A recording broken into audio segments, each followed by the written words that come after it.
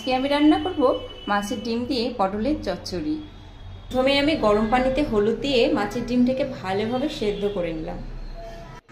এরপর কড়াইয়ে তেল দিয়ে পেঁয়াজ কুচি ও লঙ্কা কুচিগুলোকে ভালোভাবে ভেজে নিলাম।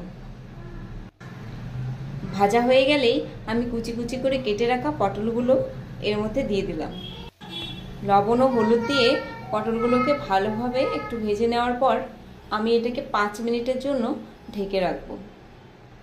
5 মিনিট ঢেকে রাখলে এর মধ্যে কাঁচা ভাবটা চলে যাবে এবং সেদ্ধ হয়ে যাবে। এরপর সেদ্ধ করে রাখা মাছের ডিমগুলো আমি এর মধ্যে দিয়ে দিলাম।